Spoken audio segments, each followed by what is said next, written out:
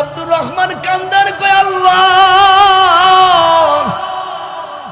তাওয়ার নিয়তে যখন তোমার দরবারে দুইটা হাত বাড়াই এমনি আমার মনে হইয়া যায় না চাইতে যে তুমি কত নিয়ামত দিছো, না চাইতে যে তুমি কত নিয়ামত দিছো, দেখবার জন্য সুন্দর সুন্দর দুইটা তো দিছো, জবানে সুন্দর করে কথা বলার জন্য জবান দিছো, দুনিয়াতে বুইজা বুইজা চলার জন্য বিবেক দিছ, না চাইতে যে তুমি কত জিনিস কত নিয়ামত আমারে দিছ, এই নিয়ামতের শুকর আদায় করতে পারি না। আবার নতুন নিয়ামত চাইয়া বোঝা কেমনে ভারী করব আমার ভয় হয়, কারণ তুমি তো কোরআনুল কারীমে জানায় দিছ সুম্মা লাতুসআলুন্না ইয়াওমাইযিন আনিন নাঈম।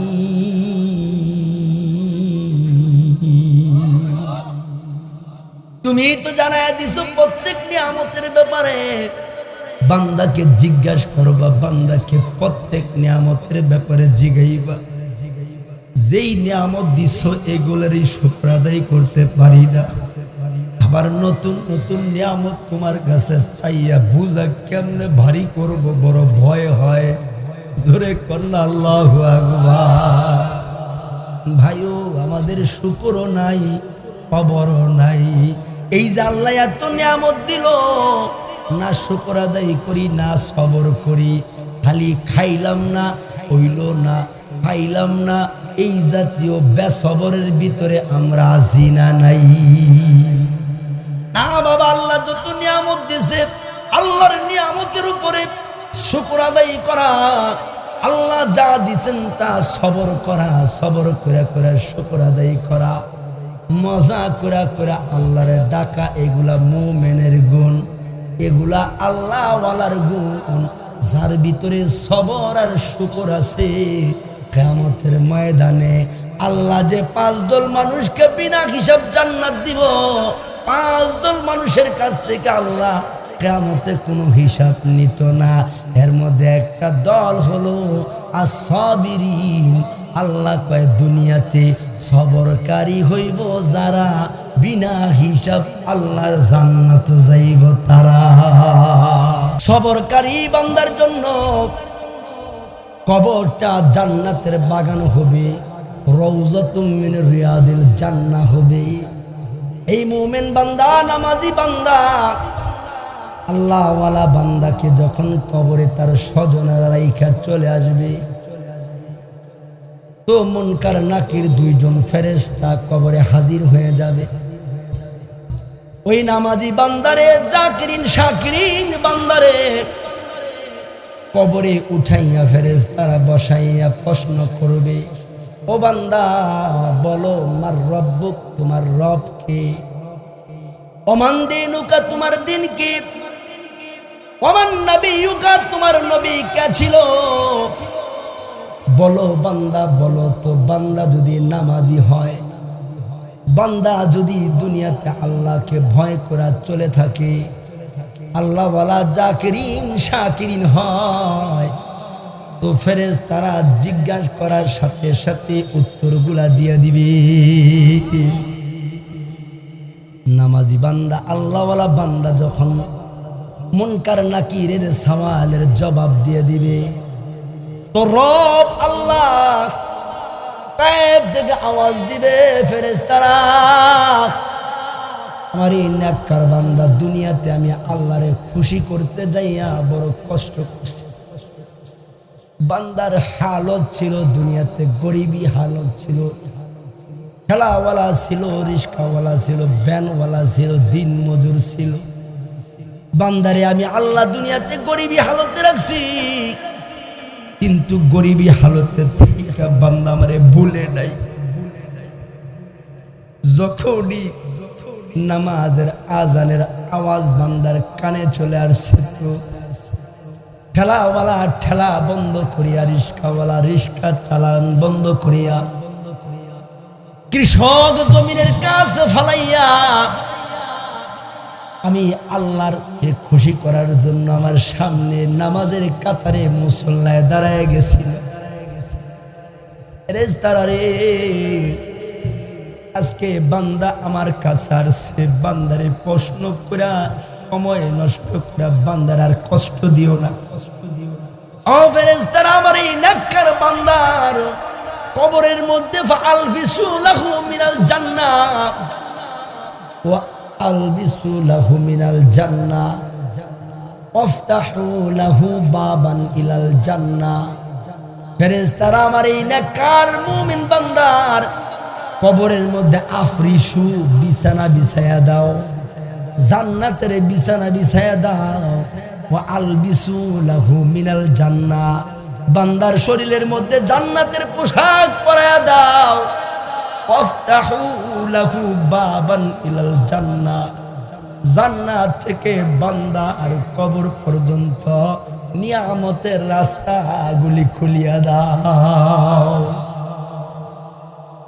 আল্লাহু আকবার। আর মাদ্দুল বাসার, বান্দার দৃষ্টি সীমানা যত দূর পর্যন্ত যায় এত দূর পর্যন্ত বান্দার কবরটারে প্রশস্ত করে দাও, বান্দার কবরটারে প্রশস্ত করে দাও।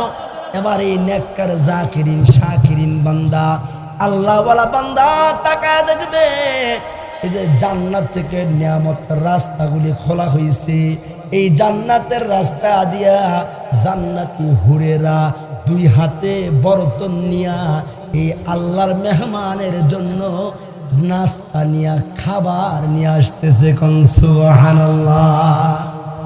হুরেরা এই আল্লাহর বান্দার সামনে, আল্লাহর মেহমান জান্নাতি মেহমানের সামনে দাঁড়াইবে, ডাক দিয়া বলবে, ও আল্লাহর মেহমান, এই দেখো আল্লাহ তোমার জন্য জান্নাতি নিয়ামত নাস্তা পাঠাইছে, নাও আল্লাহর নাম নিয়ে শুরু করো, খানা শুরু করো। তো রহমতের নবী কয়, এই আল্লাহর মেহমান বিসমিল্লাহ বলে আল্লাহর নাম নিয়া জান্নাতের এই নিয়ামত খানা শুরু করব। তো খাইতে খাইতে ৮০,০০০ হুর দুই হাতে ১,৬০,০০০ বরতন নিয়ে যে খানা নিয়ে আসলো, সকল খানা খায়া শেষ করব। এই খানার মাঝে মাঝে জান্নাতি ফেরেশতারা হুরেরা ওই আল্লাহর মেহমান রে সালসাবিল নামক জান্নাতের নহর থেকে পানি পান করাইব। আইনা তুসাম্মা ফিহা সালসাবিলা, আল্লাহ জান্নাতের ভিতরে রুচি বর্ধন একটা জান্নাতি নহর বানাইছে, যেই নহরের নাম হলো সালসাবিল। এই নহরের পানি যখন আল্লাহর মেহমানের মুখের মধ্যে দেওয়া হবে, তো এই যে জান্নাতি নিয়ামত খাইব, তো খানার তৃপ্তি হইতো না, খালি আরো খাইতে মন চাইব। ১,৮০,০০০ বর্তনের সব নিয়ামত খাইছে, খাইয়া এখন এই বর্তন গুলার দিকে, এই যে হুরেরা বর্তন নিয়ে দাঁড়াই রইছে, খালি বর্তনের দিকে তাকায় দেখবে এত সুন্দর, এত সুন্দর লাগে। হুরদের হাত থেকে একটা নিয়ে মুখে দিব, দেখবো আগে যত নিয়ামত খাইছে এর চাইতে এই বর্তন প্লেটের মজা আরো বেশি। আরে জোরে কন্যা সুবহানাল্লাহ। ১,৬০,০০০ বর্তন সহ খাইব, সুবহানাল্লাহ কইতেন না? এবার এত নিয়ামত খাওয়ার পরে জান্নাতি হুরেরা কইব, এ আল্লাহর মেহমান, দুনিয়াতে তো আল্লাহর হুকুম মানতে যাইয়া জবর কষ্ট করছো, দুনিয়াতে তো আল্লাহর হুকুম মানতে যাইয়া সারা রাত্র আরাম করে বিছানায় ঘুমাইতে পারো নাই, আল্লাহরে খুশি করতে যাইয়া রাত্র দুপুরে আরামের ঘুম হারাম কইরা, আরামের ঘুম রাইকা সলাতুল লাইল তাহাজ্জুদের নামাজের জন্য উঠা গেছে।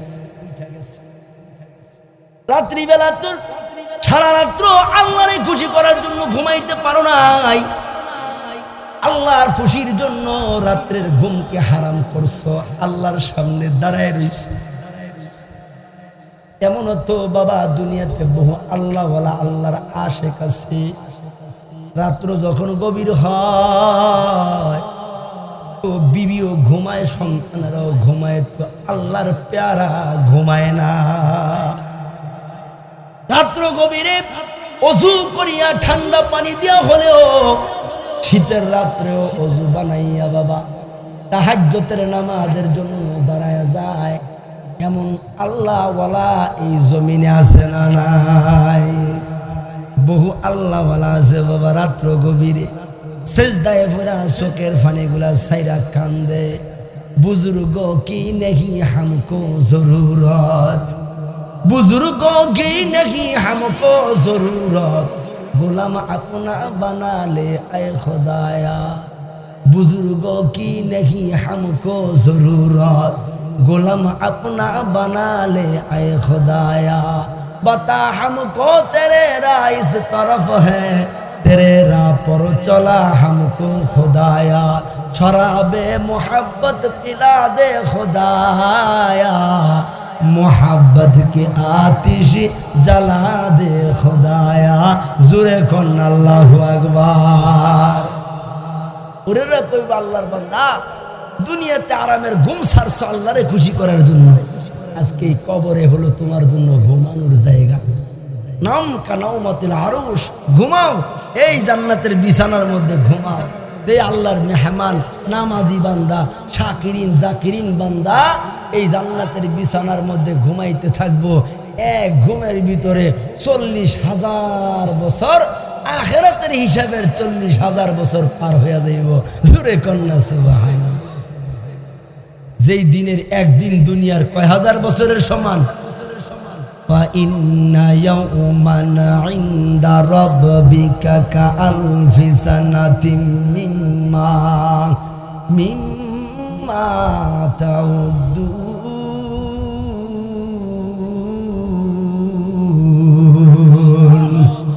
একদিন 1000 বছরের সমান, এমন 40,000 বছর ঘুমাইব। 40,000 বছর কবরে ঘুমানোর পরে যখন ইসরাফিল দ্বিতীয়বার সিংহায় ফুৎকার দিব, সব মানুষ আল্লাহর সামনে দাঁড়াইয়া ময়দানে মাহশরে হিসাব দেওয়ার জন্য ইসরাফিল আলাইহিস সালামের সিংহায় ফুৎকারের আওয়াজ যখন এই যে ঘুমন্ত আল্লাহর মেহমানের কানে গিয়া পৌঁছব, তো সজাগ হইয়া যাইব। সজাগ হইয়া চক্ষু কসলাইতে থাকবো, এরকম ভাবে চক্ষু কসলাইবার বলতে থাকবো, ক্বালু ইয়া ওয়াইলানা মান বাআসানা মিন মারকাদিনা। আল্লাহু আকবার। 40,000 বছর ঘুমাইছে, ঘুম ভাঙার পরে আফসোস করতে থাকবো আর বলতে থাকবো, ক্বালু ইয়া ওয়াইলানা মান বাআসানা মিন মারকাদিনা। এরকম আরামের ঘুম থেকে কে আমারে জাগ্রত করলো? আহারে আমার বড় দুর্ভোগ, এমন একটা আরামের ঘুম থেকে কে আমারে সজাগ করলো? ফেরেশতারা ডাক দিবা, আল্লাহর বান্দা কতদিন এই বিছানায় ঘুমাইছ, এই জান্নাতের বিছানায় কতদিন ঘুমাইছ জানোনি? এই আল্লাহর মেহমান নামাজি বান্দা বলবো, বাদাল ইয়াউম, একদিনেরও কম সময়, একদিনেরও কম সময়, বাদাল ইয়াউম। আল্লাহর ফেরেশতারা কইব, না না বান্দা আরামের কারণে টেরো পাওনে রে বান্দা, এই জান্নাতে বিছানার ভিতরে 40,000 বছর ঘুমাইছ, যার একদিন ছিল দুনিয়ার 1000 বছর। এই জন্য বাবা দুনিয়ায় কিন্তু ঘুমের জায়গা না, ঘুম হলো কবরে, দুনিয়া হলো মাজরাতুল আখিরা, আখিরাত কামাইয়ের জায়গা, দুনিয়া ইবাদতের জায়গা, দুনিয়া জিকিরের জায়গা, দুনিয়া তিলাওয়াতের জায়গা, দুনিয়া আল্লাহরে খুশি করার জায়গা। আর মুমিনের জন্য কবর হলো ঘুমানোর জায়গা। এক সাহাবী নবীকে প্রশ্ন করছে, সুইলা রাসূলুল্লাহ সাল্লাল্লাহু আলাইহি ওয়াসাল্লাম, আল্লাহর নবীকে প্রশ্ন করছে, নবী গো জান্নাতের মধ্যে কি কোনো ঘুম আসেনি? জান্নাতের মধ্যে ঘুম আসেনি? ঘুম একটা নিয়ামত নাও, হাইরে কত আরাম। ঘুম না হইলে মানুষ একাধারে, কোনো মানুষের যদি 10 দিন 15 দিন ঘুম না হয় তো তার মাথা চেঞ্জ, দুর্বল হয়ে যাবো, পাগল হয়ে যাবো, কত ঠিক কিনা? ঘুম এমন একটা নিয়ামত। সারাদিন যত মেহনত পরিশ্রমী করে, যখন বান্দা আরামে ঘুমায় তো সকালে সজাগ হইলে শরীর আবার সতেজ হয়ে যায়। এই সাহাবী জিজ্ঞেস করছে, নবী গো জান্নাতের মধ্যে কি ঘুম আসেনি? তো নবীজি করে, সাহাবী জান্নাতের ভিতরে কোনো ঘুম নাই, কারণ আন্নাউমু ঘুমটা হলো আখুল মাউত, মরণের সহোদর ভাই। আন্নাউমু আখুল মাউত, ঘুমটা হলো মরণের সহোদর ভাই, অর্থাৎ ঘুমও এক প্রকারের মরণ। কথাক্ষণ ঘুমও এক প্রকারের মরণ। নবীজি কয় রে সাহাবী ফালাইয়া কুলো আহলুল ফালাইয়া কুলুন নওম আহলুল জান্নাহ, জান্নাতের ভিতরে এই জাতীয় মরণ নামক কোনো ঘুম জান্নাতে নাই। তাইলে বুঝলাম জান্নাত তো ঘুমানোর জায়গা না, দুনিয়াও ঘুমানোর জায়গা না। দুনিয়া কামাইয়ের জায়গা, জান্নাত ভোগ করার জায়গা, আর কবর হলো ঘুমানোর জায়গা। কথা ঠিক কিনা জোরে কর? দুনিয়া কামাইয়ের জায়গা, কবর ঘুমানোর জায়গা, আর জান্নাত হলো ভোগ করার জায়গা। সুবহানাল্লাহ। এই দুনিয়া থেকে কামাই করে যাইলে না কবরে ঘুমান যাইব, দুনিয়া থেকে কামাই করে গেলে না আখিরাতে জান্নাতে সুখ শান্তি ভোগ করন যাইব। কামাই তো করা লাগবো বাবা, কথা কন। হ্যাঁ, কি কামাই করা লাগবো? নেক আমল কামাই করা লাগবো, নেক আমল কামাই করা লাগবো। আর নেক আমলও নিজের মন গড়া কামাই করলে চলতো না, মুহাম্মদুর রাসূলুল্লাহর তরিকায় কামাই করতে হবে। কথা বুঝে না? হ্যাঁ, নিজের মন গড়া জিকির করলে হইতো না, নিজের মন গড়া নামাজ পড়লে হইতো না, নিজের মন গড়া হজ বাইতুল্লাহ করলে হইতো না, নিজের মন গড়া কোনো আমল হইতো না। সব আমল সুন্দর শুদ্ধ হওয়ার জন্য আল্লাহ নবীজির তরিকা দিয়ে দিছে, মুহাম্মদ রাসূলুল্লাহর তরিকায় আমল করবা, তো এই আমল আল্লাহর দরবারে কবুল হইব। এই আমল আখিরাতের জন্য পাতে হইব, আখিরাতে মিজানের পাল্লায় ওজন হইব। আর মন গড়া যদি আমল করো, মন গড়া জিকির করো, মন গড়া নামাজ পড়ো, মন গড়া বন্দেগী করো, তো ফাহুয়া রদ্দুন মান আমিলা আমালান লাইসা আলাইহি ফাহুয়া রদ্দুন। তাহলে সব আমল, মন গড়া আমল বাতিল হিসেবে গণ্য হইব। জোরে কর নাউযুবিল্লাহ। এজন্য আমরা আমল করব মুহাম্মদ রাসূলুল্লাহ। কোন নবী? আখেরি নবী, শেষ নবী, শ্রেষ্ঠ নবী। আমাদের নবীর পরে আর কোন নবী আসেনি? কোন আসেনি? একদল বারুইছে নবীরে নবী মানে, কিন্তু শেষ নবী মানে না। শেষ নবী মানে গোলাম আহমদ কাদিয়ানি রে। এই জাতীয় একদল আমরার বাংলাদেশে আছে না নাই? কাদিয়ানির গোষ্ঠী আছে না নাই? এইগুলা বিনা দলিলে কাফের। কি কাফের? তারা কাফের হিসাবে আমরা দেশে বাস করব, মুসলমান হিসাবে বাস করার সুযোগ নাই। এজন্য নিজেও এই কাদিয়ানি থেকে সাবধান থাকতে হইব, সন্তানদেরকেও সাবধান রাখতে হইব। কারণ তাদের যে চক্রান্ত, এই চক্রান্ত হলো শয়তানি এক চক্রান্ত। তারা চলতেছে, করতেছে মুসলমান সরল মনা, নরম মনা, সরল মনা মুসলমানগুলারে ধোকা দিয়া বোকা বানাইয়া এই কয় হেরো আল্লাহর কথা কয়, হেরো মুখের কথা কয়, হেরো তো কোরআনের কথা কয়, হেরো তো এই হাদিসের কথা কয়। এটা কয়নি? কয় না? কথা কয়, কয়নি? কয় না? হ্যাঁ, এই জাতীয় কথা কই আমরা ধোকা দিয়া বোকা বানাইয়া, আমরা বেঈমান বানাইয়া, বেআমল বেঈমান বানাইয়া আমরা জাহান্নামের দিকে নিতে চায়। আছে না নাই? এজন্য আমরা সাবধান থাকতে হইব, সতর্ক থাকতে হইব, নিজে ঘরে তালিম দিতে হইব, মেয়ে ছেলেদেরকে তালিম দিতে হইব। এই কাদিয়ানিরা কাফের।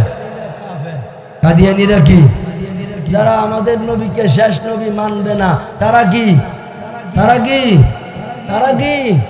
যারা তাদেরকে কাফের বলবে না তারাও কাফের।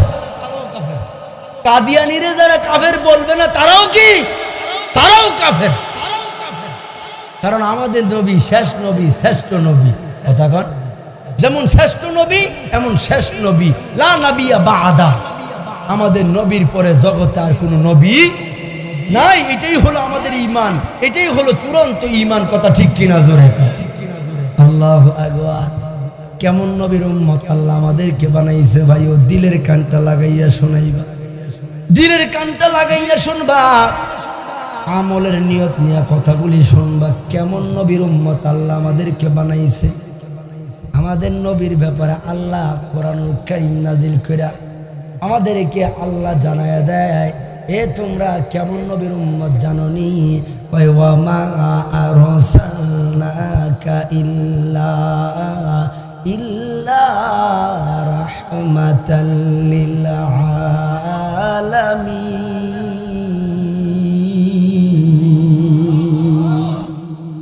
আল্লাহ কয় ও বান্দা এমন এক নবীর উম্মত তোমাদেরকে বানাইলাম যিনি রাহমাতাল লিল আলামিন, তামাম জগতের জন্য যিনি রহমত।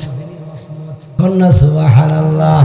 আমাদের নবী তামাম আলমের জন্য রহমত, তামাম আলমের জন্য আমাদের নবী রহমত। এমনকি রহমত শয়তানের জন্য নবীজি রহমত, শয়তানের জন্য নবীজি রহমত।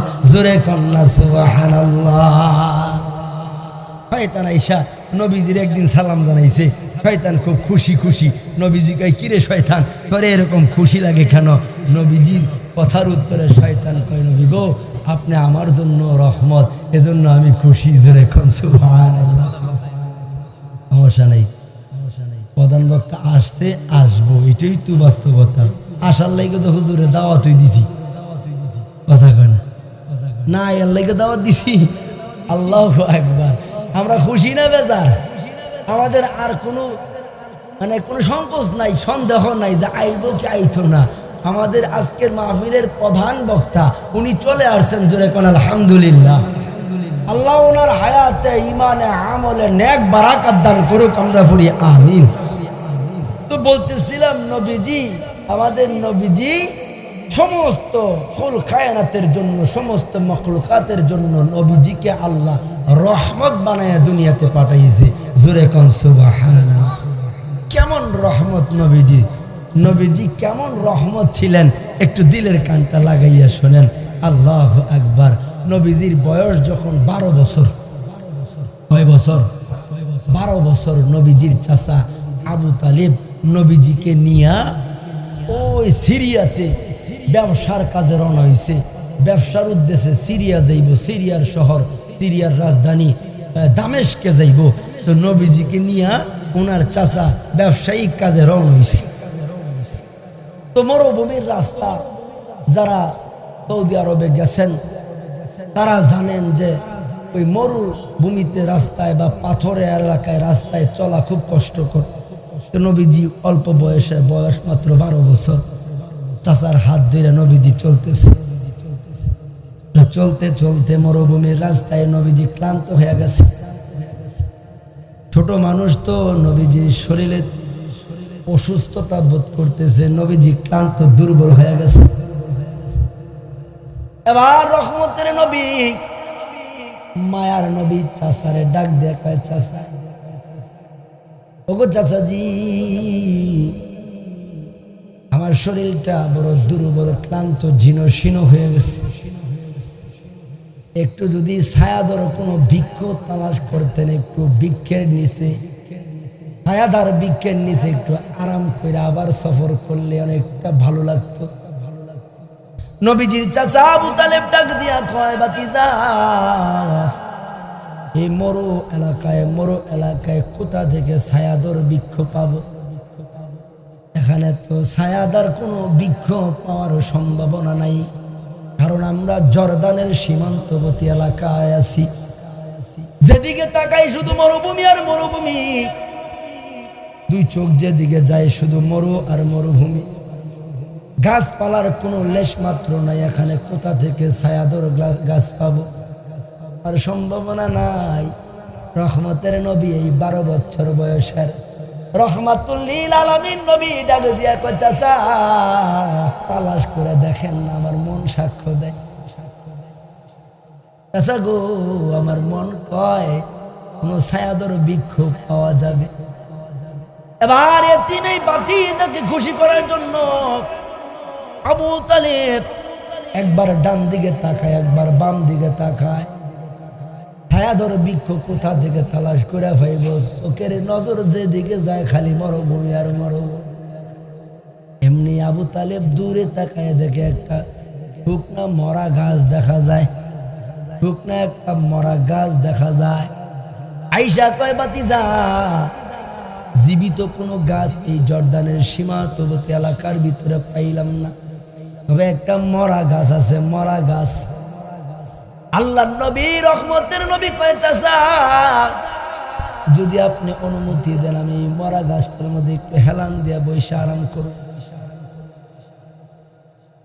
চাচা কয় বাতিজা তোমার শরীরটা দুর্বল হয়ে গেছে, অসুস্থতা বোধ করতেছো, যাও তুমি ওই মরা গাছটার মধ্যে একটু হেলান দিয়া আরাম করো। রহমতের নবী যখন এই মরা গাছটা, ওই যে জর্দানের সীমান্ত এলাকায় যে মরা গাছটা মরুভূমিতে, এই গাছটার কাছে যাইয়া যখন নবী দাঁড়াইছে, নবীজি তাকায় দেখে রে এই গাছটা মরা গাছ। এবার রহমতের নবী ডাক দিয়া কয়, এ গাছ আমারে চিনুনি? আল্লাহ গাছের জবান খুলে দিছে।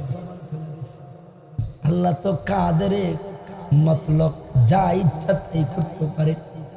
আল্লাহ মরারে জাতা বানাইতে পারেনি, পারে না। আল্লাহ নবী মরা গাছটার দিকে তাকাইয়া কয়ে, গাছ আমারে চিনুনি? নবীজির কথার উত্তর দেওয়ার জন্য গাছটা আল্লাহ রেখে, আল্লাহ তুমি আমার জবানটা খুলে দাও, তোমার মায়ার নবী রহমতের নবীর সাথে একটু কথা বলো। আল্লাহ গাছের জবান খুলে দিছে নবীর বরকত। নবীজি শোনে, এই যে 12 বছর নবীর বয়স, নবীজি শোনে রে এই গাছের ভিতর থেকে আওয়াজ আসতেছে। গাছ মানুষের মতো নবীর সাথে কথা কয়। গাছ ডাকে দিয়া কয়, নবী গো আমি আপনারে চিনি, আপনাকে আল্লাহ রাহমাতাল লিল আলামিন বানায়া দুনিয়াতে পাঠাইছে। ওগো নবীজি, আপনার এই মোবারক চেহারাটা যদি, মোবারক শরীরটা যদি আমি মরা শুকনা গাছের মধ্যে একটু লাগাইতে, একটু হেলান দিয়া বসতেন, আমার আল্লাহ আপনার শরীরের ছোঁয়া মোবারক লাগার বরকতে হয়তো আমার এই চিরদিনের জন্য জীবিত করে দিতে। পৃথিবীর ইতিহাস সাক্ষ্য, যুবক ভাই, কেমন নবীর উম্মত হইছ, যেই নবী মুবারক শরীরটা যখন শুকনা গাছের মধ্যে লাগায়া হেলান দিয়া বসে, নবীজি তাকায়া দেখে রে শুকনা গাছটা জীবিত হয়ে গেছে, ডালপালা ছড়াইতেছে। শুকনা গাছের মধ্যে পাতা হয়ে গেছে, ডাল হয়ে গেছে, গাছটা জীবিত হইয়া নবীর উপরে ছায়া হয়ে আছে। আবু তালেব দূর থেকে তাকায়া দেখে, আরে মরা গাছটা দেখছি, এখন দিহি গাছটা জীবিত, ঢাল পালাওয়ালা। আল্লাহ আকবার। নবীজি এই মরা গাছটা নবীর বরকতে জীবিত হয়েছে। নবীজি এই গাছের নিচে আরাম করার পরে, দীর্ঘ সময় আরাম করার পরে আবার নবীজি আবার চলে যাবে ওই যে সিরিয়ার দামেস্ক শহরে চলে যাবে। আবার নবীজি এই গাছের জন্য আল্লাহর কাছে বরকতের দোয়া করে, আল্লাহর নবী রহমতের হাত বাড়ায়া দোয়া করে, আল্লাহ যে গাছটা তোমার নবীর খেদমত করলো, ছায়া দিয়া তোমার নবীর খেদমত করলো, আল্লাহ এই গাছের তুমি বরকত দিও। নবীজি গাছের জন্য বরকতের দোয়া করছে। পৃথিবীর ইতিহাস সাক্ষ্য, যুবক ভাই, নবীর এই বরকতের দোয়ায়, নবীর দোয়ার বরকতে এই গাছ আজও পর্যন্ত জর্দানে ওই সীমান্তবর্তী এলাকায় সাহাবী গাছ হিসাবে দাঁড়ায় আছে।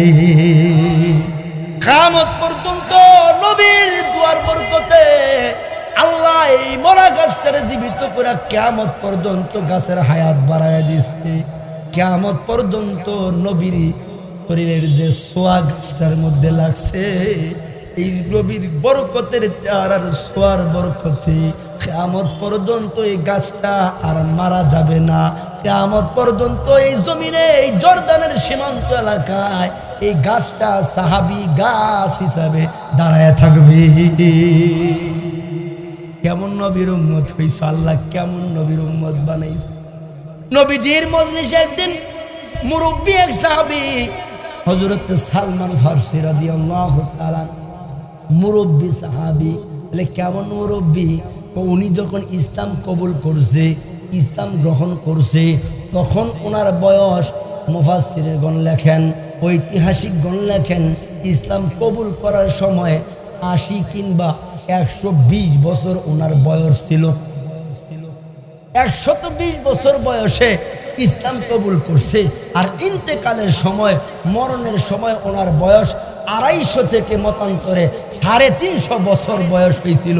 জোরে কোন সুবহানাল্লাহ। এই উম্মতের সবচেয়ে লম্বা হায়াত আল্লাহ ওনারে দান করেছিল। এই মুরব্বী সাহাবী নবীর মজলিসে মনটা বেজার কইরা নিচের দিকে তাকায়া বসে দিছে। তো নবী যে মানুষের অন্তরের আধ্যাত্মিক এক ডাক্তার ছিলেন, চেহারা দেখে নবীজি সব বলে দিতে পারতেন, ভিতরের হালত কি নবীজি বলতে পারতেন। সুবহানাল্লাহ। নবীজি তাকায় দেখে নবীজির মজলিসে সালমান ফারসি রাদিয়াল্লাহু তাআলা আনহু বেজার মনটা দুর্বল করে মুখটা বেজার করে বসে আছে।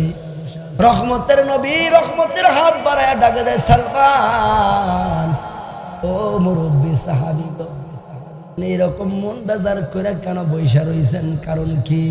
কোন ব্যথা মনের ভিতরে একটু বলেন শুনি। সালমান ফারসি নবীর সামনে ছোট্ট বাচ্চাদের মতো খাও মাও করে কান্না শুরু করে। রহমতের নবীর মায়ার চেহারার দিকে তাকাইয়া হযরত সালমান ফারসি কান্দে। মায়ার নবী কয়, ও সালমান ফারসি, ও সাহাবী, তুমি এরকম ভাবে কেন বাচ্চাদের মতো কেন কান্দো? কান্নার কারণ কি? আর সালমান ফারসি কয়, নবী গো, আমি এই মদিনার কোনো বাসিন্দার না, মদিনায় আমার বাড়িও নাই, মদিনায় আমার কোনো আত্মীয় স্বজন নাই, আমি মদিনার বাসিন্দার না। আমার বাড়ি ছিল, আমার ঘর ছিল, আমার দেশের বাড়ি ছিল এখান থেকে অনেক দূর ফ্রান্সে ছিল আমার বাড়ি। আল্লাহু আকবার। আসমানি কিতাব থেকে আপনার পরিচয় পাইয়া, ইনজিল কিতাব থেকে, তাওরাত কিতাব থেকে আপনি নবীর পরিচয় পাইয়া ওই ফ্রান্স থেকে সফর করতে করতে ব্যবসায়ী কাফেলার হাত ধরে ধরে আপনি নবীর মায়ার চেহারাটা দেখা নিজেকে ধন্য করার জন্য এই ইয়াসরিফ, এই বালুর শহর মদিনার শহরে আসছি। এখানে আইসা আপনার সাক্ষাৎ না পাইয়া আমি একজনের গোলাম হইয়া মদিনায় আছি। মদিনায় একজন মনিব আমার আছে। এখন যখনই আমি আপনার সন্ধান পাইছি, আপনার মজলিসে আসি, মাঝে মাঝে যখন আপনার মজলিসে আসি, আপনার মজলিস থেকে যখন আবার বাড়িতে যাই, আমার মনিবের কাছে যাই, মনিব আমারে বড় কষ্ট দেয়, মনিব আমারে বড় আঘাত করে, আমারে বড় যাচনা দেয়, আমারে বড় কষ্ট দেয়। নবীজি, আমার মন চায় সব সময় আপনার কাছে থাকতে, আপনার চেহারাটা দেখতে, আপনার মহাব্বতে থাকতে। আল্লাহর নবী কয়, সালমান তুমি কি চাও ওইটা বলো। সালমান ফারসি কয়, নবী গো, আমার মনিব আমারে একটা অফার করছে, এই অফারটা আপনার কাছে আমি বলতে চাই। বলে কি অফার? কয়, আমার মনিব আমারে আজাদ করে দিব, শর্ত দিছে দুইটা। যদি 600 খেজুরের দানা, 600 খেজুরের আলি দিয়া একটা খেজুরের বাগান তৈরি করে দিতে পারি, আর একটা স্বর্ণের চাকা, একটা স্বর্ণের দলা যদি আমার মনিবকে দিতে পারি, তাহলে নাকি আমার মনিব আমারে আজাদ করে দিব। আমার মনিব আমারে আপনার মজলিসে আসার জন্য, আপনার মজলিসে আমি আসি এই কারণে বড় কষ্ট দেয়। আমি আমার মনিবকে বলছি, দুনিয়ার জমিনে জীবন দিতে পারি তো মুহাম্মদ রাসূলুল্লাহর দরবার ছাড়তে পারি না। তখন আমার মনিব আমার অফার দিছে, এই তুমি যেই নবীর পাগল, তুমি যেই মুহাম্মদের পাগল, ওই মক্কার আব্দুল্লাহর ছেলে, ইয়েতিম ছেলে মুহাম্মদের নাইগা তুমি পাগল। তার মা নাই, বাপ নাই, কোনো সয় সম্পদ কিছু নাই, নিজের দেশে নিজের জন্মভূমি তো থাকতে পারে নাই, আমরা এই দেশে চলে আসছে রাত্রের অন্ধকারে ফলাইয়া। এমন একটা মানুষের নাইগা নাকি তুমি পাগল। তুমি যদি ওইখানেই থাকতে চাও তো তুমি ওই মুহাম্মদরে জানায়া দিও, যদি 600 খেজুরের দানার একটা খেজুরের বাগান আমারে করে দিতে পারে, একটা স্বর্ণের চাকা আমারে দিতে পারে, তাহলে আমি চিরদিনের জন্য আমি তোমার আজাদ করে মুহাম্মদের দলে দিয়া দিব। হযরত সালমান ফারসি কান্দার কই, নবী গো, আমি কোটিপতি ধনাত্ম মানুষের সন্তান ছিলাম, আমার বাবা বড় ধনী ছিল, সম্পদের কোনো অভাব ছিল না, কিন্তু আপনি নবীর মহাব্বতে, আপনি নবীর জন্য আজকে মদিনায় আমি একজনের গোলাম। ওগো নবীজি, কোনোদিন বুঝি আমার মালিকের এই শর্ত পুরা হবে না, আর আমি সালমান বুঝি কোনোদিন আজাদ হতে পারবো না। রহমতের নবী ডাক দিয়া কয়, হে সালমান, আমি মোহাম্মদ গরিব হইতে পারি, আমার আল্লাহ গরিবে না। যাও তোমার মালিকরে গিয়া জানায়া দিও, আগামীকাল আমি তোমার মালিকের কাছে আসব, তোমার মালিকের শর্ত পুরা করব। সুবহানাল্লাহ কইতেন না? আগামীকাল আসব, তোমার মালিক যেই দুইটা শর্ত দিছে এই শর্ত পুরা কইরা তোমারে আজাদ কইরা নিয়ে আসব। হযরতে সালমান ফারসি বড় খুশি হইয়া মালিকের কাছে গিয়া কয়, মালিক, আমি মুহাম্মদ রাসূলুল্লাহর মজলিসে গিয়েছিলাম, আপনার শর্ত দুইটা নবীর কাছে বর্ণনা করছি। নবীজি বলছে আগামীকাল আপনার বাড়িতে আসবে, আপনার দুইটা শর্ত পুরা করে আমার আজাদ করে নিয়ে যাবে। ইহুদি তো সন করছে, 600 খেজুরের বিচু দিয়া একটা খেজুরের বাগান আর একটা স্বর্ণের চাকা। ইহুদি সন করছে, আবার মনের ভিতরে একইনো আছে যে এই মুহাম্মদ যেই দিকে যায় এই দিকেই বরকত, যা কয় তাই হয়ে যায়, হয়তো হয়েই যেতে পারে। এখন যদি হয়ে যায় তা তো আমি তাকে আজাদ করে দিতে হইব। কি করছে? এখন এই ইহুদি কৌশল করছে, এই যে খেজুরের যে 600 বিচি, এই বিচিডি কোনো বর্ণনায় আসছে জ্বলন্ত চুলার মধ্যে দিয়া এটি ফোরাইছে, আবার এক বর্ণনায় আইছে গরম পানির ভিতরে দিয়ে সিদ্ধ করছে, যাতে কি না হয়, যাতে অঙ্কুর না হয়, মানে বীজ যাতে রোপণ না হয়, সিদ্ধ করে লাইছে। মতান্তরে আগুন দেওয়া কিছুটা। আবার এই দৃশ্য আবার সালমান ফারসি দেখছে, বিকালবেলা আবার নবীর মজলিসে যায়, নবী গো, ইহুদি তো এই কারবার করছে। ইহুদি কি এই খেজুরের বিচিগুলা যে বলছেন জোগাড় করে রাখছে ঠিকই, কিন্তু এইভাবে রাখছে। আমার নবী কয়, ও সালমান, আমার আল্লাহ সব কিছু সারা সব কিছু পারে। সুবহানাল্লাহ, আল্লাহু আকবার। পরের দিন নবীজি কথা অনুযায়ী ওই ইহুদির বাড়িতে গেছে। নবীজি গিয়া ডাক দিয়া কয়, ইহুদি, আমার সালমানকে আজাদ করে দেওয়া যে তুমি নাকি দুইটা শর্ত আরোপ করছো। কহা কোথায় তোমার খেজুরের বিচি নিয়ে আসো, আমি তোমার জন্য 600 খেজুরের বিচি দিয়ে একটা বাগান, খেজুরের বাগান সাজাইয়া দিব। এবার ওই ইহুদি ওই যে পোড়া খেজুরের বিচিগুলা নবীজির হাতে দিছে। হযরত সালমান ফারসি কয়, আমি তাকায়া দেখি রহমতের নবীর হাতে যখন ওই পোড়া খেজুরের বিচিগুলা নিছে, নিয়া নবীজি ওই থলিয়া থেকে একটা একটা পোড়া বিচি নবীজির হাতে নেয়, আর বরকতের হাত দিয়া ওই পোড়া বিচির ময়লাগুলি পরিষ্কার করে মুখ থেকে, বরকতের জবান থেকে থুতু মুবারক লাগাইয়া মরুভূমি উত্তপ্ত বালুর মধ্যে একটা একটা খেজুরের হালি, খেজুরের বিচি রোপণ করে। এইভাবে নবীজি বরকতের হাত দিয়া 600 খেজুরের পুরা খেজুরের বিচি, পুরা যে বিচিগুলা ইহুদি পুরায়া ফেলাইছে, এই বিচিগুলা নবীজি একটা হাত দিয়া পরিষ্কার করে মুখ থেকে থুতু মোবারক লাগায়, আর এই মরুভূমির বালুর নিচে নবীজির বরকতের হাত দিয়া খেজুরের আলি রোপণ করে। এইভাবে 600 খেজুরের বিচি যখন রোপণ হয়ে গেছে, আল্লাহর নবী ডাক দিয়া কই, ইহুদি, এবার তোমার জমিনের পিছনের দিকে তাকাইয়া দেখো, আমার আল্লাহর কুদরত দেখো। কাদেরে কুদরত দারি বড় কামাল, আনতা রব্বি আনতা হাসবি জুল জালাল, তুহে কাদের জলিলুল্লাহ জাহাদার, বহর হালে তুহি মেরা নকাদার, ইয়া इलाही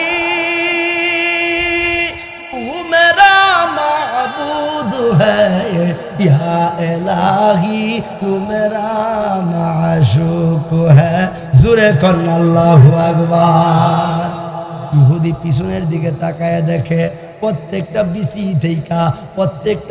থেকে এক একটা চারা গাছ গজায় উঠছে, এক একটা চারা প্রত্যেকটা বিচি থেকে এক একটা গাছ বের হয়ে গেছে।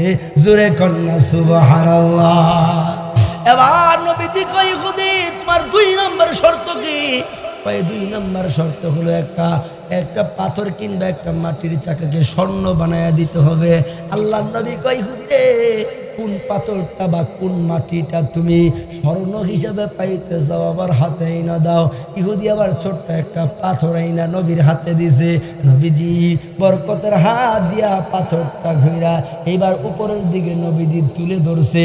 নবীর হাতের মুজিজা, নবীর ধরার বরকতে আসমানের মালিক আল্লাহ পাথরটারে স্বর্ণে রূপান্তরিত করে দিছে। কেমন নবীর উম্মত আল্লাহ আমাদেরকে বানাইছে, একটু খবর নেওয়া দরকার আছে না নাই? নবীজি কেমন নবীর উম্মত আল্লাহ আমাদেরকে বানাইছে, যেই নবীর হাতের বরকতে পাথর স্বর্ণে পরিণত হয়ে যায়, যেই নবী বরকতে আল্লাহ শুকনা পোড়া বিচিগুলা জমিনের ভিতর থেকে অঙ্কুর কইরা খেজুর গাছ বানায়া দেয়। শুধু তাই না, আল্লাহু আকবার। হযরত আবু বকর রাদিয়াল্লাহু তাআলা আনহু বর্ণনা করে হিজরত যখন নবীজি হযরত আবু বকরকে নিয়ে হিজরত মদিনায় হিজরত করতেছে, এই হিজরতের ঘটনা হযরত আবু বকর সিদ্দিক রাদিয়াল্লাহু তাআলা আনহু বর্ণনা করে। হযরত আবু বকর সিদ্দিক বর্ণনা করে নবীজিকে নিয়ে যখন আমি মদিনার দিকে হিজরত করতেছিলাম, মরুভূমির রাস্তা, নবীজির শরীরটা ক্লান্ত হয়ে গেছে, নবীজির পানি পিপাসা লাগছে। আমারে ডাকে দিয়া কয় আবু বকর দেখেন না আশেপাশে কোনো বসতি আছে কিনা, একটু পানির ব্যবস্থা করা যায় কিনা। এই মরুভূমির পথে সফর করতে যাইয়া বড় পানি পিপাসা লেগে গেছে। হযরত আবু বকর এবার ডান দিকে বাম দিকে খোঁজাখুঁজি কইরা এবার একটা ছোট্ট জুফরি গড়, মরুভূমিতে ছোট্ট একটা জুফরি গড় পাইছে। রহমতের নবীকে ডাক দিয়া আবু বকর কয় নবী গো, ওই যে দূরে মরু এলাকায় একটা জুফরি গড় দেখা যায়, মানুষ আছে কিনা জানা নাই। আল্লাহ নবী কয় চলো ওই জুফরি গড়ের দিকে চলো। এবার নবীজি হযরত আবু বকরকে নিয়া ওই জুফরি গড় ছোট্ট মরুভূমিতে জুফরি গড়ের কাছে যাইয়া তাকায় দেখে রে এই ঘরটা এমন ভাবে আওতা পর্দা দিয়া এমন ভাবে বেষ্টিত, বাহির থাইকা ঘরের ভিতরে কিছু আছে কিনা আন্দাজ করা যায় না। হযরত আবু বকর সিদ্দিক রাদিয়াল্লাহু তাআলা আনহু এবার ঘরের পাশে দাঁড়াইয়া ডাকে কে আসো, ঘরের ভিতরে কোনো মানুষ আছো কিনা? রহমতের নবীকে নিয়ে আসছে, একটু পানির ব্যবস্থা করে দাও না, নবীজির বড় পানি পিপাসা লাগছে, একটু পানির ব্যবস্থা করে দাও না। একবার দুইবার তিনবার আওয়াজ দেওয়ার পরে ঘর থেকে উম্মে মাআবাদ, একটা মহিলা উম্মে মাআবাদ, একজন মহিলা ঘর থেকে ছোট্ট একটা আওয়াজ দিছে, কে তোমরা? কয় আমরা তো মুসাফির মানুষ, আমরা মদিনার পথের মুসাফির, আমরা বড় তৃষ্ণার্ত বড় ক্ষুধার্ত, আসেনি তোমাদের ঘরে কোনো খাবারের ব্যবস্থা আছে কিনা? কয় না না, আমি গরিব মানুষ, আমার স্বামী আবু মাআবাদ বাড়িতে নাই, বকরি রাখালি করতে চলে গেছে, আমার ঘরে কোনো খাবার নাই, হয়তো একটু পানির ব্যবস্থা করে দাও না। কয় কোনো পানিও ঘরের ভিতরে কোনো পানির ব্যবস্থা নাই। সন্ধ্যা লগ্নে আমার স্বামী বকরি চড়াইয়া বকরির দুধ দহন কইরা বাড়িতে যখন আসবে তখন একটু দুধও নিয়ে আসবে, একটু পানির ব্যবস্থাও নিয়ে আসবে। এখন তো ঘরে কোনো কিছু নাই, এখন তো ঘরে কোনো দেওয়ার মতো তোমাদের মেহমানদারি করার মতো কিছু নাই। হযরত আবু বকর মনটা বেজার হয়ে গেছে, মনটা দুর্বল হয়ে গেছে। নবীর মায়ার চেহারার দিকে তাকায় দেখেরি তৃষ্ণাক্ত আর ক্ষুধার্ত অবস্থায় নবীজির চেহারাটা মলিন হয়ে গেছে। এবার হযরত আবু বকর তখন নবীর চেহারার দিকে তাকাইছে, নবীজি মুসকে একটা হাসি দিয়ে, আবু বকর, যেহেতু ওই মহিলাটার ঘরে কোনো পানিও নাই, খাবারও নাই, ওই যে ঘরের সামনে একটা বকরি বাঁধা দেখা যায়, তুমি একটু অনুমতি নাও, আমরা দুইজনে এই বকরি থেকে একটু দুধ দহন করে পান করব। এবার হযরত আবু বকর ঘরের পাশে দাঁড়াইয়া ডাকে, ও উম্মে মাবাদ, আমার ঘরের সামনে যে বকরিটা বাঁধা দেখা যায়, তুমি যদি অনুমতি দাও, আমরা তোমার এই বকরি থেকে একটু দুধ দহন করে পান করব। উম্মে মাবাদ কয়, তোমরা কারা গো, তোমরা কারা গো, তোমাদের কথাবার্তায় কোনো টাইজ বুঝি না। এমন একটা অসুস্থ বকরি, যেই বকরি অসুস্থতার কারণে আমার স্বামী বকরি রাখালি করতেই মাঠে ঘাস খাওয়ানোর জন্য নিতে পারে নাই, অসুস্থতার কারণে বকরিটা ঘরের সামনে বাইদা রাখছে। এমন একটা অসুস্থ বকরি দেইকা, আর যেটা দুধও দেয় না, যেটার উলান শুকনা, যেটার উলান শুকায় গেছে, যেটা অসুস্থ বকরি, এমন একটা অসুস্থ উলান শুকনা বকরি থেইকা তোমরা কিভাবে দুধ দহন করবা, আমার তো বুঝে আসে না, আসে না, বুঝে আসে না। এবার আল্লাহর নবী কয়, আবু বকর, আপনি এই মহিলা থেকে অনুমতি নেন, আপনি অনুমতি নেন, আমি আপনার মাধ্যমে একটু অনুমতি চাই। আবু বকর কয়, মা গো, একটু অনুমতি দাও গো মা, কারণ বকরির মালিক তো তোমরা যদি একটু অনুমতি দাও, তোমরা অনুমতি দিলে আমরা বকরি থেকে দুধ দহন করে পান করব। উম্মে মাবাদ কয়, তোমরা কেমন মুসাফির গো, এটা তোমরা কেমন কথা বলো, বকরির উলান শুকনা, বকরি অসুস্থ, এমন বকরি থেকে তোমরা কিভাবে দুধ দহন করবা? যাও, তোমরা যেহেতু বলতেছো, যা মন চায় তা করো, তোমাদেরকে অনুমতি দিলাম, যা মন চায় তা করো। এবার আল্লাহর নবী কয়, আবু বকর, এই মহিলার থেকে একটা পাত্র লন, পাত্র, কারণ দুধটা দহন করে কোন পাত্রে রাখবে, একটা পাত্র লন। আবু বকর কয়, ও উম্মে মাবাদ, একটা পাত্র দেন, দুধটা একটু পাত্রে রাখার জন্য। উম্মে মাবাদ কয়, কোন জ্বালায় ফেললাম, উলান শুকনা। কি মানুষ, এমন মানুষের সন্ধান তো আর কোনোদিন পাইছি না। এক হলো তো অসুস্থ বকরি, আবার উলান শুকনা, আবার কয় পাত্র দিতাম। এবার বেড়ি একটা সুডু পাত্র দিছে, কারণ বেড়ি জানে দুধ তো আইতো না। ছোট পাত্র নিয়ে আল্লাহর নবীর সামনে হাজির হয়। আল্লাহর নবী কয়, আবু বকর, এমন ছোট পাত্র দিয়া চলতো না, বড় পাত্র লাগবো, বড় পাত্র লাগবো। হযরত আবু বকর আবার ঘরের দরজায় গিয়া ডাকে, মা গো, ও মা, যেই মানুষটা তোমার শুকনা উলানের বকরি থেকে, শুকনা উলান থেকে যেই মানুষটা দুধ দহন করব, যেই মানুষটা তোমার এই অসুস্থ বকরি থেকে দুধ দহন করব, এই মানুষটাই খবর দিছে গো মা, এই ছোট পাত্রে হবে না, বড় পাত্র লাগো। এবার উম্মে মাবাদের হুশ আইসারি, এমন মানুষটা একটু একটা নজর দেখা দরকার। এমন শুকনা উলান থেকে দুধ দহন করব, এমন অসুস্থ বকরি থেকে দুধ দহন করব, আর বড় পাত্র খোঁজে, মানুষটা কেমন রে, একটা নজর দেখা দরকার। উম্মে মাবাদ কয়, নবীর উম্মতেরা শোনো, আমি যখন আমার ঘরের ফাঁক দিয়া, আমার এই জুফরি ঘরের ফাঁক দিয়া ওই রহমতের নবী, বিশ্ব নবীর চেহারার দিকে একটা নজর তাকাইলাম, আমি মনে করতেছিলাম আকাশের পূর্ণিমার চাঁদ বুঝি আমি উম্মে মাবাদের ঘরের দরজায় চলে আসছে।